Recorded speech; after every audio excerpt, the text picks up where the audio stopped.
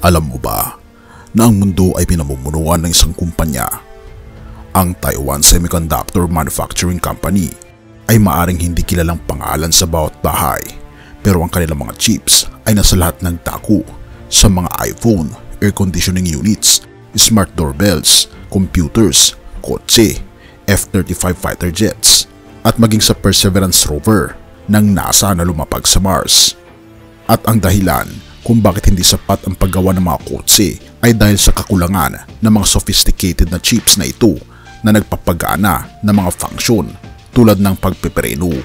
At hindi may tatangging ito ang isa sa mga dahilan kung bakit ayaw bitawan ng China ang Taiwan. At isama pa dito ang interes ng United States of America sa napakalaking kumpanya na namumuno sa buong mundo, ang Taiwan Semiconductor Manufacturing Company. Halika, atin itong pag-usapan mga kaibigan.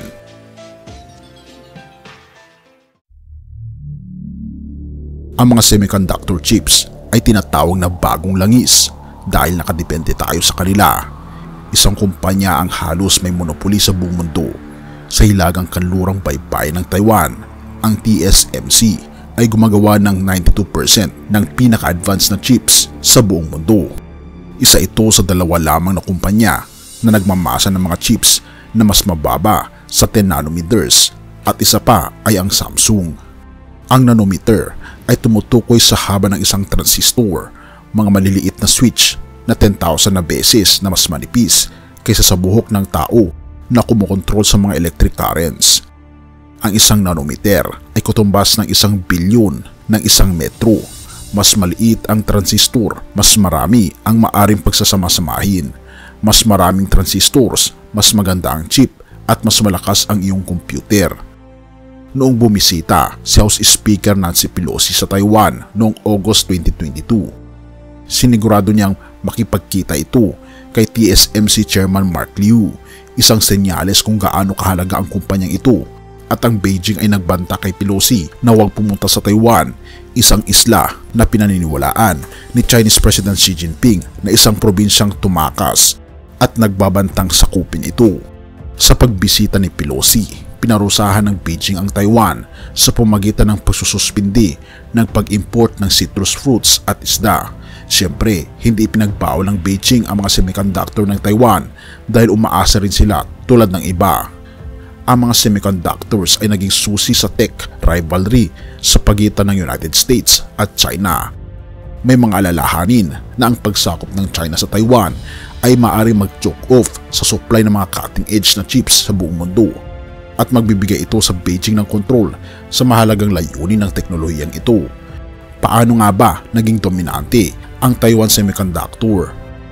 Ang fundamental na teknolohiya ay talagang naimbento sa Amerika at nagbigay ng pangalan sa Silicon Valley dahil karamihan sa mga chips ay nilikha gamit ang silicon. Noong dekada 90, ang United States ay gumagawa ng 1/4 ng mga chips sa mundo. Ngayon, wala sa mga advanced na chips ang ginagawa sa USA. Noong dekada 80, nagsimula mag-struggle ang mga Amerikanong kumpanya laban sa kompetisyon mula sa mga kumpanyang Hapon. Kaya nagsimula silang mag-outsource ng ilang bahagi ng kanilang negosyo na nagdadala ng pagkalugi, kasama na ang mahal na pabrika na gumagawa ng semiconductor chips. Napansin ni Morris Chang ang trend na ito at sinamantala niya ito.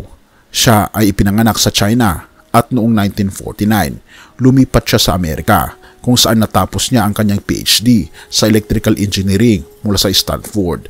Siya ay nagtagal ng 25 years na umakyat sa ranggo sa Texas Instruments bago inalok ng pamahalaan ng Taiwan ng pagkakataon na paunlarin ang kanilang industriya ng semiconductor.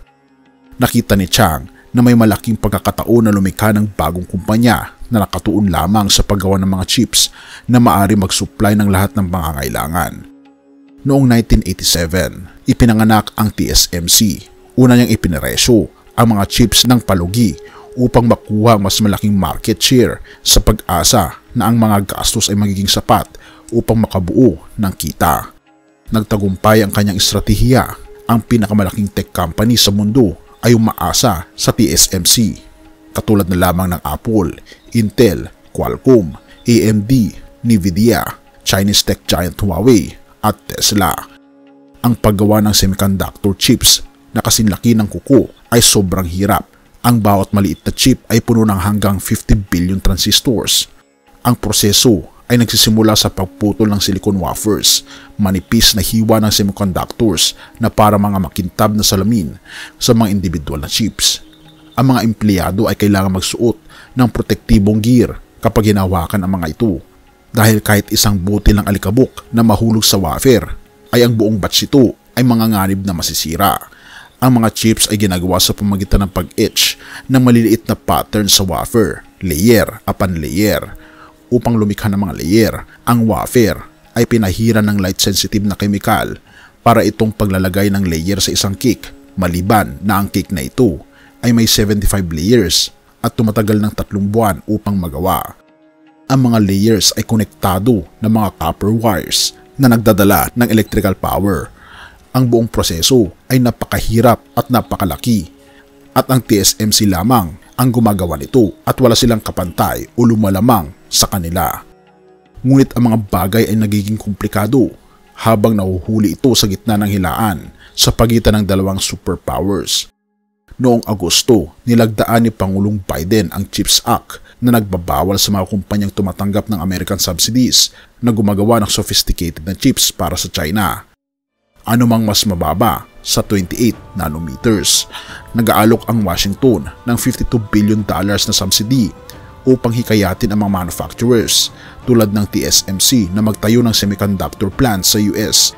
Isa ang nakatakdang magbukas sa Arizona ngayong 2024 na ipinakita ng TSMC sa kanilang LinkedIn page. Ngunit ito ay magiging maliit na bahagi lamang ng global chip production. Kasabay nito, ang Chinese chip innovation ay mabilis na umuunlad. Noong 2020, ang mga Chinese firms ay nahirapan pa rin sa pag-aabot sa ilalim ng 40 nanometers. Ngayon, ang nangungunang Chinese chip company na SMIC ay sinasabing matagumpay na nakagawa ng 7 nanometer chip. Sinabi ng mga researchers sa isang firm na tinatawag na Tech Insights na ang chip ay ginawa para sa crypto mining. Ginawa ng China ang isang strategic priority, ang pagpapalakas ng kanilang domestic semiconductor industry. Binibigyan ang mga Chinese chip firms ng mga insentibo, kasama na ang pag-exempt sa kanila mula sa pagbabayad ng corporate income tax sa loob ng 10 taon kung gagawa sila ng pinaka-sophisticated na chips. Sa ngayon, ang Taiwan Semiconductor ay ang pinakamahalagang chip manufacturer sa buong mundo. Gumagawa ito ng mga chips na 2 nanometers na mas maliit kaysa sa China at nangangakong magsisimulang gumawa ng ultra-advanced na 2 nanometer chips sa 2025. Ibig sabihin, ang iyong iPhone ay tatagal ng 4 na araw nang hindi kinakailangan mag-charge. Kailangan ng China ang TSMC tulad ng pagkailangan din ng Estados Unidos. Habang tumitindi ang geopolitical tension, ang kahalaga ng Taiwan Semiconductor sa pandaigdigang entablado ay maaring maging pangunahing pabor na isla. At kaya nga naman, makikita natin na napakahalaga ng Taiwan sa United States of America at China na magiging hudyat ng pandaigdigang bakbakan kung hindi ito mapipigilan. Kawikaan 8 verse 12-14. Ako'y karunungan, kasama ko ang kabatiran at kaalaman ng mabubuting payo. Ang pagkatakot kay Yahweh ay pagkapuot sa kasamaan, pagkapuot sa kapaluluan, kasinungalingan at lahat ng masama. Ako'y nagpapayo at nagpapakita ng mabuting landas. Ako'y may unawa at kapangyarihan. Ang talatang ito ay nagtuturo sa kahalagaan ng karunungan at tamang pamamahala, kaibigan. Ang TSMC ay nagpapakita ng matinding karunungan at diskarte sa kanilang larangan at nagdadala sa kanila sa tuktok ng industriya ng semiconductor. Ang kanilang kakayahan na mapanatili ang kahusayan at teknolohikal na pag-unlad ay isang halimbawa ng matalinong pamamahala ng yaman at kaalaman. Ngunit nawa ay hindi humantong ito sa kalagayan katulad ng digmaan dahil na rin sa personal na interes ng Amerika at ng China. Tayo'y manalangin. Ama naming banal, mga Panginoon naming Diyos, kami po'y nagpapasalamat sa inyo dahil ipinapakita nyo sa amin kung saan po makakaabot ang katalinuhang ibinigay nyo sa amin. Ngunit ang katalinuhan na ito, na ipinahiram niyo po sa amin, Panginoon, ay minsay nagagamit sa kasamaan. Bigyan kami, Panginoon, ng talino na sundin ang iyong mga kagustuhan lamang. Sundin ang mga kagustuhan ng aming Panginoong Diyos na nababanggit sa banal na kasulatan, upang sa ganon, ang tunay na landas at layunin po ninyo para sa bawat isa ay magampanan. Purihin ka, o aming Panginoong Diyos, at patawarin po kami sa lahat ng aming pagkukulang at pagkakasala, sapagkat ito ang isa mo't hiling sa matamis na pangalan ng aming Panginoong Hesus. Amen.